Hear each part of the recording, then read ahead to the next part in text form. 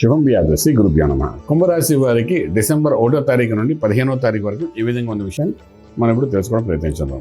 కుంభరాశిలో రాహు ప్రభావం, ద్వితీయంలో శనీశ్వరుడు ఉంటుండగా షష్ఠ స్థానంలో గురుడు ఉన్నాడు. ఆ గురుడు 10వ తారీఖు తర్వాత మళ్ళీ పంచమ భావంలోకి వస్తాడు. అది యోగాన్ని ఇస్తాడు. సప్తంలో కేతు, అలాగే భాగ్యంలో బుధుడు కనిపిస్తున్నాడు. రాజ్యంలో శుక్రుడు, రవి, కుజుడు ప్రభావం కనిపిస్తుంది. ఉద్యోగరీత్యా కుంభరాశిలో వాళ్ళకి కొంచెం ప్రెషర్ ఉంటుంది. ఆ ప్రెషర్ నుండి బయటపడడం ప్రయత్నం చేయండి. ఎందుకంటే ఒక శుక్రుడు, ఒక రవి, ఒక కుజుడు, రెండు అగ్నితత్వ గ్రహాలు కూర్చుని అక్కడ అలర్ట్ చేస్తాయి. సో బర్నింగ్ అయ్యే అవకాశం, ఉద్యోగం చేసే ప్రదేశంలోనే మనకి అటాక్ జరిగే అవకాశం ఉంటుంది. కాబట్టి అంతా మీకు ఒక బ్యాడ్ నేమ్ రావడం కానీ, లేకపోతే మీకు ఇమ్మీడియట్గా ఉద్యోగం నుండి గ్రీన్ కార్డు, రెడ్ కార్డు పెట్టడం కానీ, అదే ఇంటర్నేషనల్లో జాబ్ చేసేవాళ్ళందరికీ చెప్తున్నాను. ఏదో కొంచెం ప్రెషర్ వస్తుంది. ఆ ప్రెషర్ని తట్టుకోవడం ప్రయత్నం చేయండి. అది ఓన్లీ టెంపరీ ప్రెషర్ తప్ప అది పర్మనెంట్ ఇష్యూనే కాదు. ఓకేనా? అది వన్ థింగ్. రెండోది ఏంటంటే, ఇక్కడ రాహు యొక్క ప్రభావం ఏదో మాయాలోకంలో ఆలోచిస్తారు, డ్రీమ్స్లో వెళ్ళిపోతుంటారు. ఇది అవుతున్నది డ్రీమ్స్ కొంచెం కంట్రోల్ చేసుకోండి. ఇంక ఈ రాహు అక్కడ 7 కాలం ఉంటాడు. అవన్నీ డ్రీమ్సే తప్ప నిజంగా జరగవు.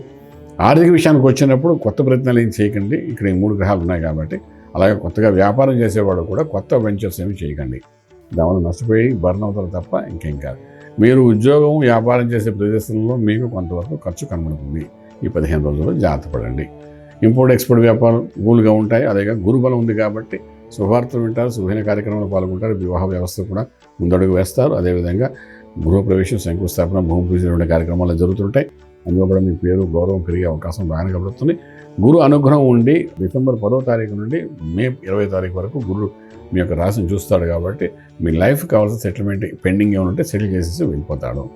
10 ఏళ్ళకి సరిపడా సెటిల్మెంట్ చేసేస్తాడు. అంతే వరీ అవసరం ఏమాత్రం మీకు లేదని చెప్పచ్చు. ఇక ఆరోగ్య విషయం వచ్చినప్పుడు 6వ ఇంట్లో గురుడు, అదేవిధంగా మనం చూసుకుంటే విశేషంగా ఉన్నాడు కాబట్టి అంతకంటే వేరే ఏమి అనారోగ్య స్థితి లేదు. కాబట్టి కొన్ని ఇష్యూస్ బయటపడతాయి, దాని కరెక్షన్స్ అవుతాయి. మనం ఆరోగ్యవంతంగా తయారవుతా, భయపడట్లేదు. ఇక మంత్రం దగ్గరకు వచ్చినప్పుడు నిత్య సుబ్రహ్మణ్యేశ్వర స్వామి యొక్క అభిషేకం చేసుకోండి. ఈ 15 రోజులు కనీసం 2-3 సార్లు చేయడం ప్రయత్నించండి. ఇదేంటంటే కుజుడు రాజ్యంలో ఉన్నాడు కాబట్టి ఉద్యోగం సర్వస్వం మనకి, ఇప్పుడు వ్యాపారమే సర్వస్వం. ఉద్యోగ స్థానంలో కొన్ని గొడవలు అవుతున్నాయంటే అది కరెక్ట్గా కరెక్షన్ అవ్వాలి అంటే మనం సుబ్రహ్మణ్య స్వామికి ఆరాధన చేసుకుంటే బాగుంటుంది. ఆ తీర్థం తీసుకోండి. అయితే అవన్నీ కుదరకపోతే సుబ్రహ్మణ్య స్వామి గుడికి వెళ్ళి అక్కడ అభిషేకం చేయించుకుని తీర్థం తీసుకోవడం. కనీసం ఈ వారంలో 2 సార్లు కానీ 3 సార్లు కానీ చేసుకోండి. కొద్దిగా పీస్ ఆఫ్ మైండ్ ఉంటుంది. రాజమార్గంలో రాజ్యం మరింతారు. శుభం వ్యాధ.